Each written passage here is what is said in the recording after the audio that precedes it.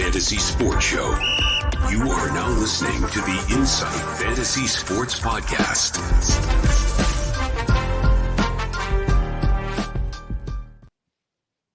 They were going bananas at the G, and we may go bananas right here in the studio. I am your host, the Supercoach Hawk, Rob Kennedy, for Insight Fantasy Sport. And sitting here is my good mate, Jakey Skidmore. How are you, buddy? Ladies and gentlemen, I'm not going to do that shit. No, that's reserved for Mickey Dell. I can't do that. No, Robbie, how are you, my friend? No, we are here tonight. I am recording exclusively from Fiji, so I'm ready to go. I am more than happy to be here with you, and I can't wait for a great show again today. Yeah, I was going to get there. For anyone watching us on YouTube, you can see I'm sitting here in my lovely Snap Fitness 24/7 Epsom Bendigo hoodie. And my good mate Jake is sitting there in a nice cut-off sleeve shirt, sipping on some JD and enjoying the life of where I would rather be. Now, unfortunately, Mickey Dell isn't with us tonight as we are recording. So whatever time you're listening to us, welcome. Mickey is a very hardworking man, and we wish him all the best. That no doubt he will be back in this studio soon, giving you all the stats you need as we lead in to round 9. But we are very privileged to have Mr. Skiddy back in the studio with us because 560th last round, mate, is a very, very impressive score. You must have been enjoying every single bit of it last weekend. Okay, Robbie. So I was sitting there watching every single score, and I was loving it to bits. So sitting there, and I get to sit here, and I can say to everybody, yes, I was 560th overall last week, and I would just say that if I did one thing and one thing only, I would have taken out that $1,000 cash prize, $2,000 because I was a Supercoach subscriber. And if I listened to myself and put Noah Anderson as the captain, I would have beaten the top score by about 80 points. Wow. Clear. Wow. Noah's your boy, I don't have mate. the balls Noah's to do your it. boy. That's my boy. Yeah. I must admit, so for Mickey Dell, and this is the fun part that we get to have, Mickey Dell was the one who gave a massive shout out that we need to start looking towards those round 15 buys. We need to start looking towards your Geelongs and your Gold Coast. He put the stamp out there that Noah was the man, and we know that he's your man. We give you a shout out. I know you listen along every episode. You give us some great feedback, which we do enjoy. And Dell had it ready to go. He had LDU, I think, sitting there. I could be wrong. Don't quote me, but I'm pretty sure it was LDU. He had LDU ready there to pull out and bring Noah in, and he didn't do it, and he's spewing it himself. He still put up a big score, though. Score. He had a very, very good score, but as I kept saying to him, it would have been better if you had Noah in. Like, you just got to have Noah in your side. Like, this is very true. So for everyone listening along, we are going to dive in and talk a lot of fantasy sport today. We're going to give some insights. We're going to bring up Jake's team in a little while just to see what his team's looking like and where it's sitting. We're going to just chew the fat on their teams. If we get a chance, we'll bring up my team as well and have a little bit of a discussion. And through these discussions of talking about our teams, we're very much going to be touching on what players are sitting on the break-even bubble have played 2 games, what players are sitting on the one sort of game bubble as well. We'll give everyone a little bit of, dare I say, insight before we lead into our live episode that we always try and give you on that Friday before bounce down. So, mate, let's dive in. I'm going to try and bring your team up on the screen for anyone watching us on YouTube, for anyone listening along on your favorite podcast provider. We will talk you through it. So let me try and bring this one up. While we're doing that, talk to me about who did you have as captain last week, mate? Who was your captain? Where was the choice and where did that sit? Yep, absolutely. So first of all, before we get into anything, let's make sure that we get that old like and subscribe button because, you know, well done. we do well, this. Well we done, love sir. Well we done. love what we do. We love this shit. Not just Rob, Mickey Dell, all the boys. We love what we do. We make sure that we give that a like and subscribe because, you know, we want to follow what we're doing. And this is a best podcasts to be a part of and to be a part with. So, first of all, let's do that. Second of all, right, we'll get stuck into the team. So, Yeah. Jordan Dawson. I mean, look, Robbie, how many times do we have to damn say it? Jordan Dawson needs to be in everyone's team. He is sensational. Is he not? He's the unicorn. He's the unicorn at the He moment. is. Absolutely. Yep. He is. He just does everything for us. We love to say, and like as we say, we know that I'm a big NBA fantasy man, You are. and being in the same state as what like Porzingis does in NBA fantasy, he just gives you everything. He is all round, and he will just continue to give you scores. So we absolutely love that. I'll tell you what. Let's Let's go through. I'll go through your whole back line just for those that can't see it on the screen first, please, and then they'll understand where we're going. So we've got Jordan Dawson, Nick Dacos, Zeeble. You've obviously moved into your defense. Buckley, which has been one of the greatest pickups of all time, and we'll get into when you got him and at what point. Stocker again is repaying those that have had him for a while now. Sincotta's been the one that was a bit of a revelation that after he got those 2 games was a no-brainer to bring in. And then you've got Jimby and Constable sitting in their back line. Now, you've also got 22 trades remaining. Are you down to your – can't tell because obviously it looked like you went to make a move. Are you down to your last boost? How many boosts do you have left? Yeah, so I cheekily did that just so you couldn't see how many boosts I have left. But I actually have 3. Okay. Wow, you're in a good spot, mate. You're in a great spot. Yes, we do love to see that. So – thank God Zeeble was able to get over the rumored plantar fascia that he had because, my God, I know I watched actually the ticker on Supercoach on how many people were trading out Zeeble earlier in the week, and they obviously jumped the gun because I really hope they undid those trades because he really made a statement with that 179 because that is what we love to see. And it's a mixed bag for me. I give him so much shit, but I love seeing him put up the big scores because it's just ridiculous what he does. It's just stupid. 100%. But it's all about like the thing that I love about Zeeble as well is that what he does is it's not unheard of what he can do. It's all about spoils. It's all about like intercept marks. It's all about getting those cheap little kicks around the back line and then he tits up someone else just a little bit up the field. Like he can do that. He's not going to get 179 every week, but he could easily. His 100s are pretty much like set in stone to 80. Like it's no worries whatsoever. A little reminder to anybody who's joining us for the first time. Welcome, first and foremost, always. We should point out which team you do barrack for. There's a slight chance I may go for North Melbourne, and I may watch every. I went on and had a look at his. I went and had a look on at his halftime score of 96, and you get the heat map. His heat map was in the left back pocket, back pocket, but there also wasn't even a dot outside of that heat map. It was all in the left back pocket. It was just like unbelievable. I was like, look, you got to take those scores when you get them. I think. You know, we'll move into your midfield as well. So you got the Bontempellis, the Clayton Olivers, Noah Anderson, Paddy Cripps, who I've also had since round 1, Darcy Parish, LDU, Hopper, and Ashcroft with Hollands, Baker, and Chesser sitting there on the bench. Oops, I've accidentally removed the team. I'll get it back up in a second. That's all right. The other one that I wanted to, because what I wanted to move it into was. We'll scroll it down a little bit further. And then you've got the English Marshall. Madden's still there as the loophole. Taranto, Dunkley, Rosie, Goulden, Sheasel, and then Samson Ryan's actually stepped up a lot lately too with Seamus Mitchell and Robert sitting on the bench. Talk us through where is your move? Like if you had to look at your defense, your mids, and I'll put the rucks or the forwards, what area is your next area that you want to fix? Like what, I mean, you've just put up a massive score, but what do you look at when you look at this team?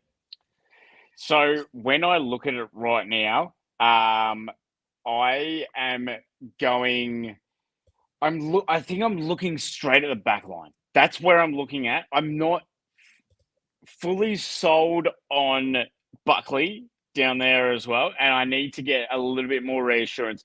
So what has happened is as well, and I have been saying this since the last time I was on the pod, Rob, and you will attest to this for me.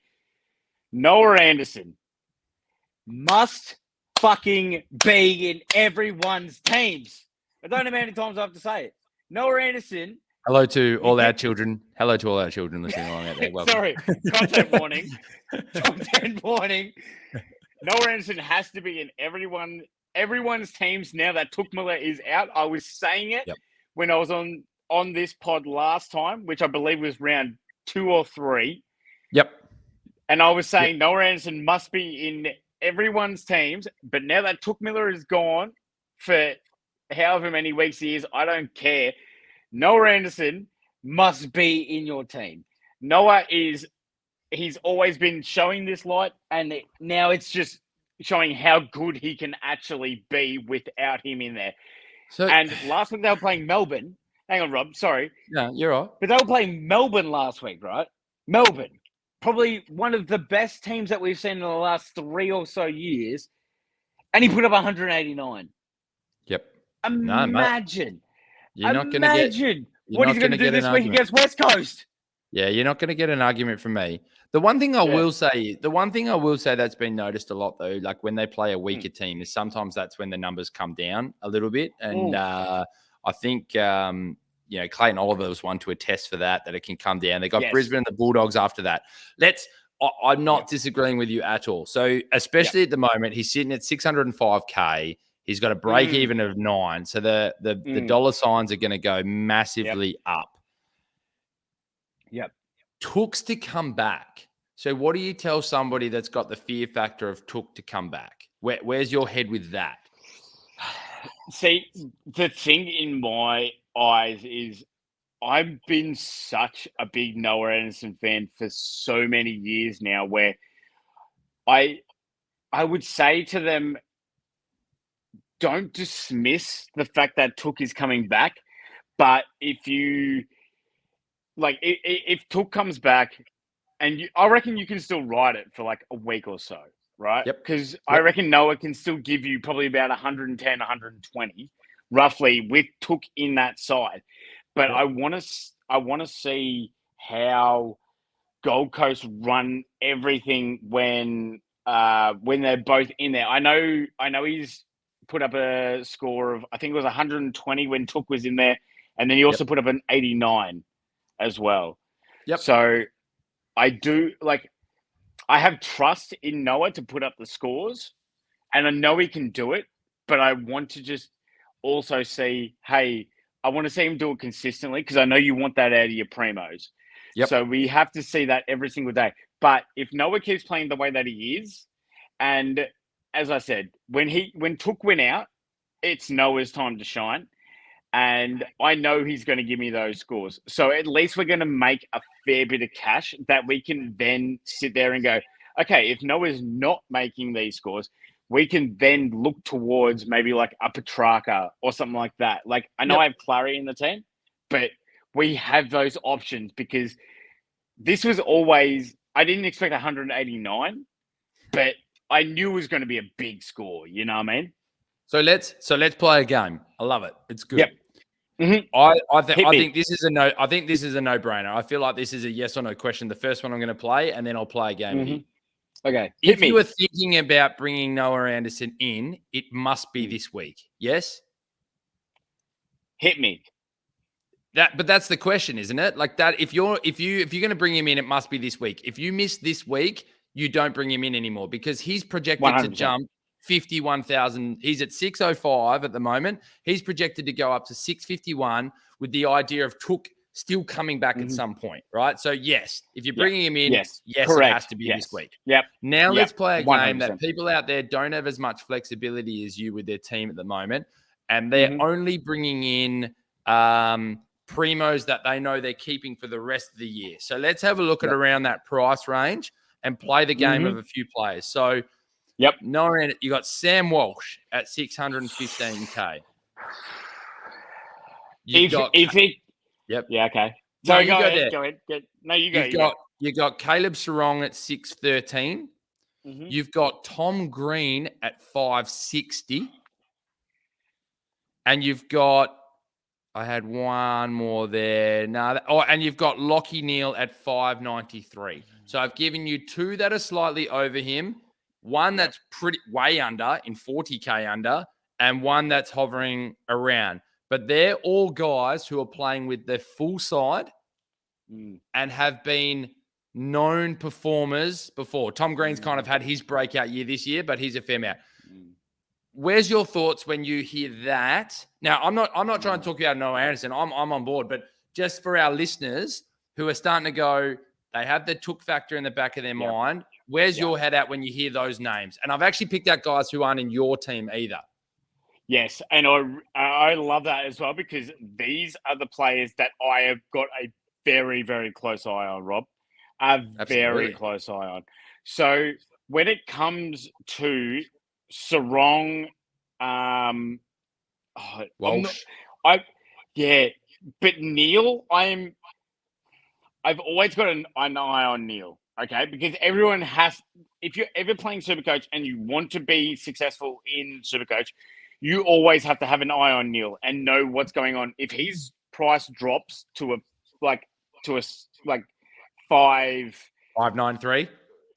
What's it? It's at 593 now. 593. He's dropped 82,000 this year. He dropped 44, and he dropped 44.6 just last week alone.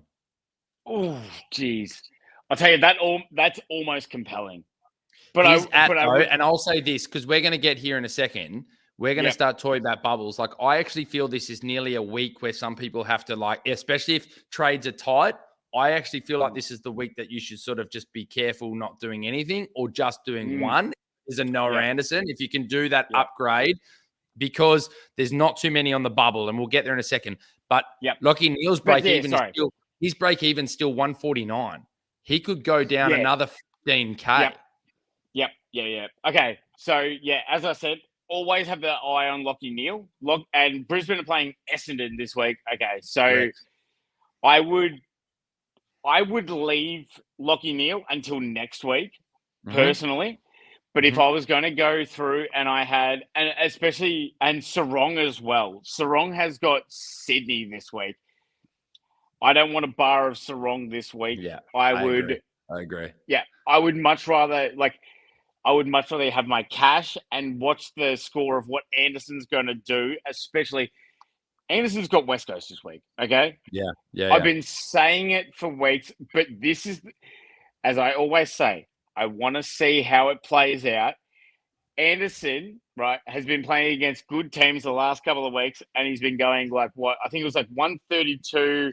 He had an 89 when Took got injured against North, but he had 60 or something like that in the second quarter, and then he went for a 189 against Melbourne.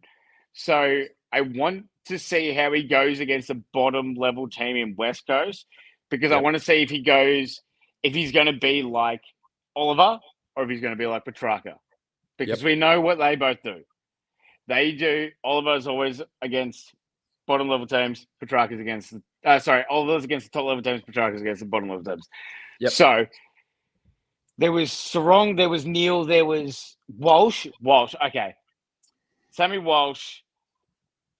That's the one I'm looking at. Okay. I know I've said it all along. Anderson has to be in your team. You have to get Noah Anderson in. But if there's any person I would upgrade him to, it's Sam Walsh, because Sam Walsh is Mr. Consistent. And there's nothing that's going to change that. He can't be tagged. It doesn't matter who comes into the midfield, whether it's Chera, whether it's Cripps, whether it's Hewitt. Don't give a shit who it is. Sam Walsh is going to do what he does. He's going to get 28. He's going to get 6 tackles. He's just going to keep doing his thing. And if he kicks a goal, then he's going to go from 118 to 130. No worries. That's just Sam Walsh. So he's the one I'm keeping an eye on. But other than that, no.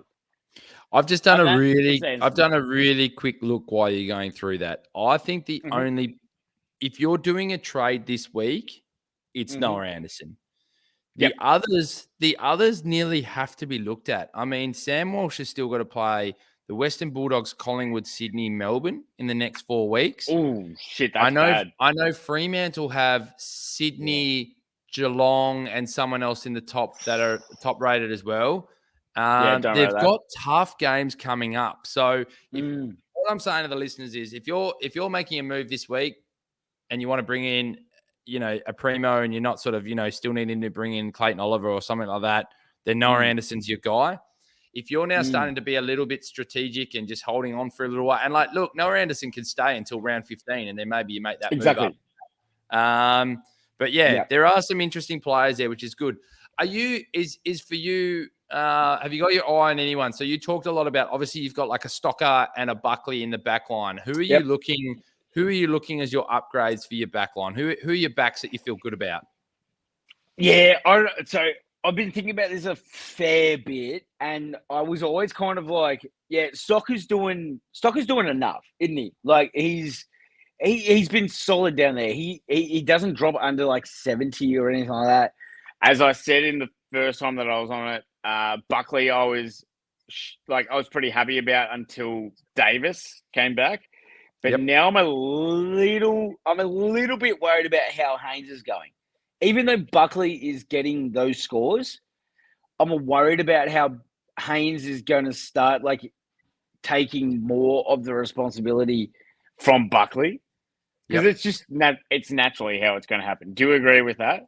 Absolutely. Yeah, I agree. I just the point that I'm getting towards is you're in the primo echelon now. So you're in the elite players who are scoring big scores, that there comes a point where Stocker's done his job. He's averaging 75.4. Great.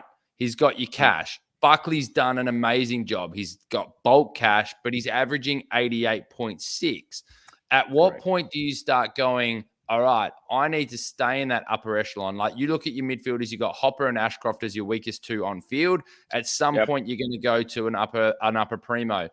When you look at that, who are those people? So I'm gonna run off a couple of names. Like I'm trying to look at your team: Dawson, Dacos, Zeeble. Like, are you looking at the Luke Ryan, the Tom Stewart, the Jake Lloyd, Adam Sard? Jack Sinclair's obviously jumping up a bit lately as well. Like James Sicily. So players who have dropped in a bit of value. Sicily's dropped 87,000. Jack Sinclair's still minus 82. So they're both sitting in just the mid fives, 530 and 540. Sard's dropped lately. He's at 530. Jake Lloyd's at 530, and he's been going back to his own ways. But then you jump up. So you jump right up to Tom Stewart, who's above 600,000 now, but you know what you get from him. Where's your head at with that downgrade, upgrade kind of game plan for yourself? Okay, so mine is very much in the echelon of looking at a few certain players, because I want players that are going to do not just the sleep, like the cheap slut kicks. All right. So when we look at cheap slut kicks, we're looking at Sard. He's elite at that. Dacos is obviously elite at that as well. But I want someone that as well will take that intercept mark as well. Like not all the time. I want them to have more of the slut kick than the intercept mark, but I want to be able to do both. Right? Because that's what's going to get us a bit more of a score. Buckley is obviously doing a very, very good job in the fact that he's taking more intercept marks than he's getting to the slut kicks. But when I'm going to upgrade him and Stocker, right, I'm not going to do Chincotta yet, because shout out to Damo Carroll. My boy, you only said it was going to happen since round 2, but it got there eventually. He's in. Let's go. So, but what I've noticed, Rob, and I don't know if you noticed this as well, Sar's not having the same impact as he hasn't. As he would with. I don't know if it's because of the injury or if it's because Chincotta's in the team and he's doing the same thing that Sard would, where he's pushing up onto the wing and then getting those extra kicks. I reckon Carlton have done a little bit of, they're moving people around a little bit. You can see Chera's kind of gone a little bit back and then mid. You can see Doherty's going a little bit back, a little bit mid.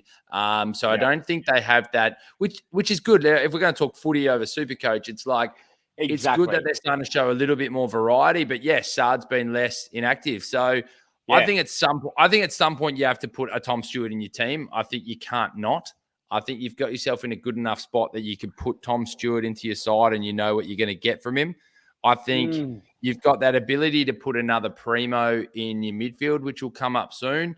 And then, at some point, Samson Ryan's not going to be scoring you 104s or whatever he got last time. Like at some point, you sort of have to go, what do I do there? The other question I'll put to you is this, mate, is where's your head at with your ruck brigade? So Marshall's doing a job, but again, do you start looking at a Max Gawn now at the price that he's at?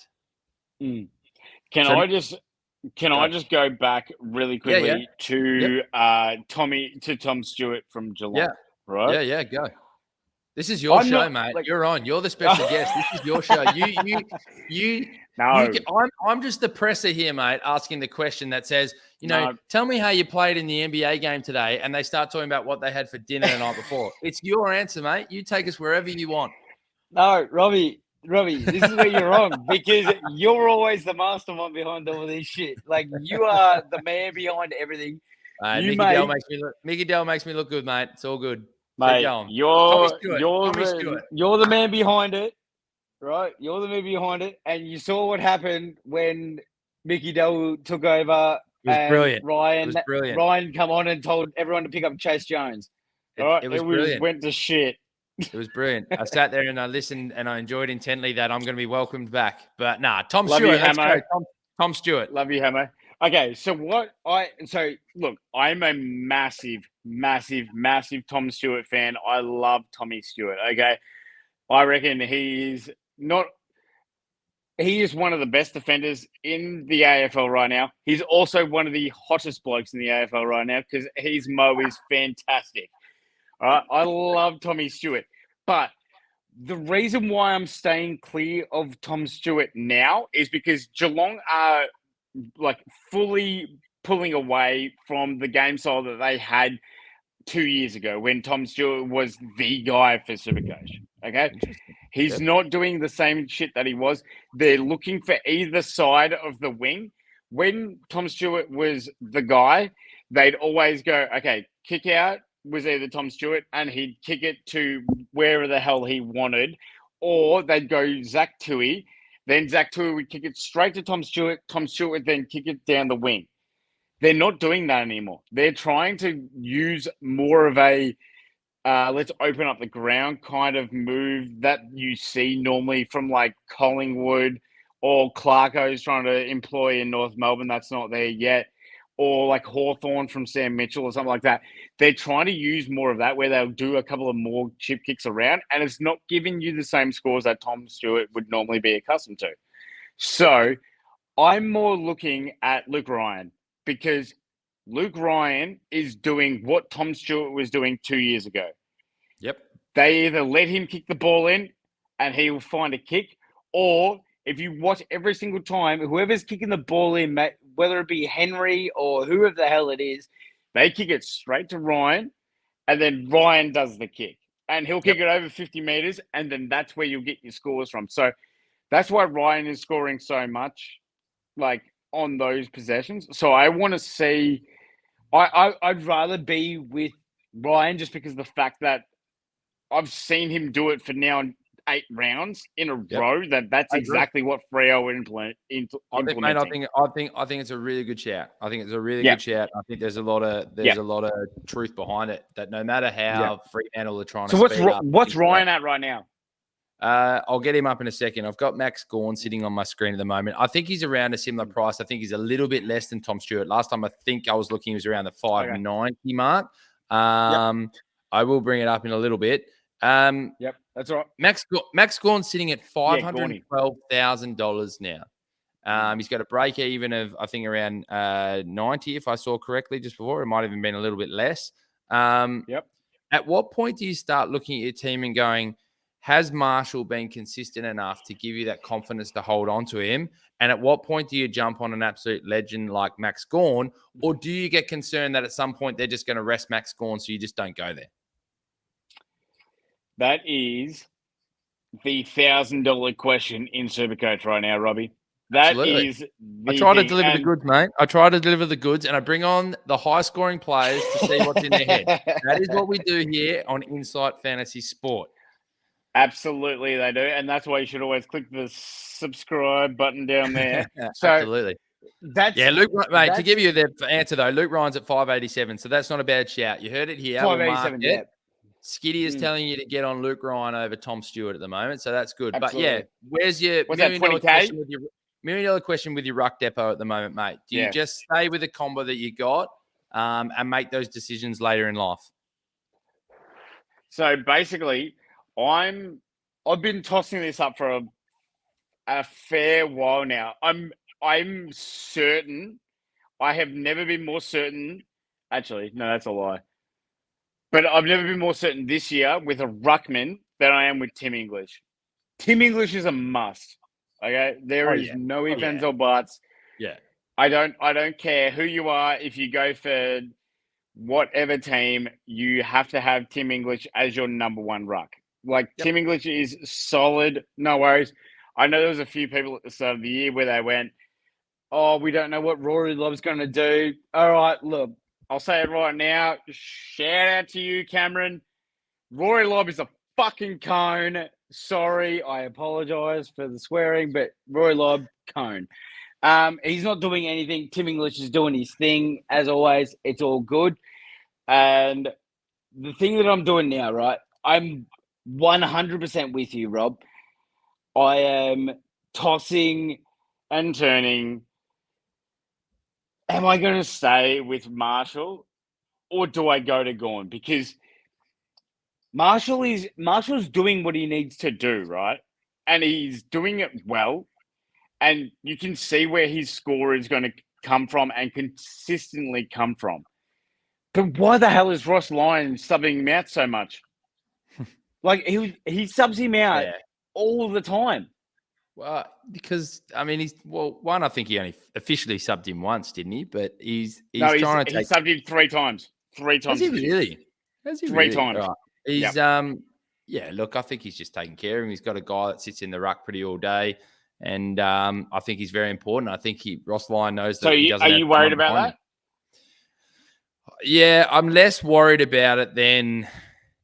I think at the moment I've got other dilemmas with my team with how many trades I've got left and where I still need to build up some primos that I can sit on a little bit longer. But if I was sitting in the top 1% at the moment, like you did with your round score last week, 560, I'm starting to see a point of difference is starting to become my ruck duo.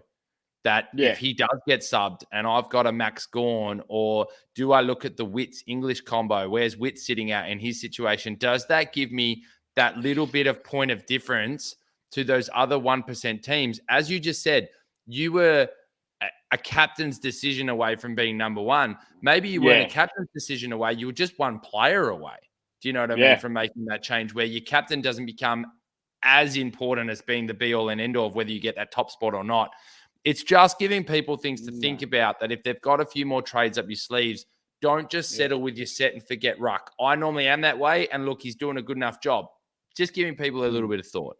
Anyway, mate, absolutely. But also, let me just say. Yeah, go. Sorry, Rob. Let me just say really quick as well. You're right. If I had the trades to do it this week, let's just remember as well, if you don't have Witts in your team, this is the week to bring him in. He's playing West Coast, and Bailey Williams is not that bloke where we've seen on constant times again that big ruckmans and good ruckmans will put up big scores against West Coast, right? Yep. Marshall's done it. Grundy's done it. Gawn's done it. Like, we've seen these good ruckmans do it time and time again. If you're going to bring in Witts, this is the week. And if you're going to ship him off the week after, if you've got the trades to do it, this is the week. 100%. Right. So, aware of time. Love everything you're bringing. We're going to wrap this up in about 5-10 minutes. I'm going to go to the players on the bubble here, and there aren't many. And this is where we start talking trades and what people are going to do. And I really want your insight to this, mate. I love the name of our podcast, Insight Fantasy Sport, but now I So do say I. Insight, I say Insight Fantastic. all the time, and I'm trying to not give it like I'm saying it because it's the name. I just like saying Insight. Anyways, I digress. So Chincotta, surely people have. I'll go through them quickly. Yes, Yep. no, Chincotta. maybe so. However, we want to play this game, mate. Chincotta's an obvious one. People, if you haven't had him already, you're not playing the game close enough. But if you have sort of forgotten, bring him in. He's still at a minus 57 break even. Correct? Yep. What's he at? 170K? He's at 178K still, so it's not a Get him bad in. bring in. Yeah, if you haven't got him, bring him Doesn't in. matter. Bring him in. Bring him in. Charlie Constable, we all know the situation there. Everyone's kind of holding and hoping he gets back in. But this is the blokes and the people that keep him out. Where's your mindset at with a Rory Atkins at 203,900? He's got a break even of minus 42 and he's got an average of 79, scoring 68 last week. So, Atkins, I don't bloody know. I have no idea with Rory Atkins. It's like he did a job at Adelaide, and now he's just doing that at Gold Coast. Like, what do you like? I can't expect any more from him. I'm not touching him myself. There you go. That's your answer. Yeah, it's a no I'm from not you. I'm not touching him. It's a no from you. Good. I like that. Corey Wagner, well, we don't know until he gets picked again. Dylan Williams got himself back in the side for a little bit. This is what I'm getting at, mate. There's no one else really sitting here. Ned Moyle's not getting back in the side. What are you doing with – okay, so obviously the other one people are talking about is Blake Drury. He's only played one game. Yep. He got a 51. Every man and his dog's bringing him in this week for, your Jacob Van Ruin, your Fergus Green is still the most trade move. Are you a move him in this week, or are you a wait until he plays 2 and gets named for 3? I am normally I would say no on Drury just because I'm not having it at all. But this week is an exception. If you have Jacob Van Ruin in your team, you get him out and you bring in Drury.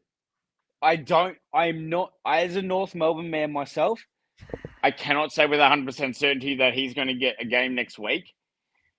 But there's no one else that you can really go with unless you don't have Chincotta, unless you don't have.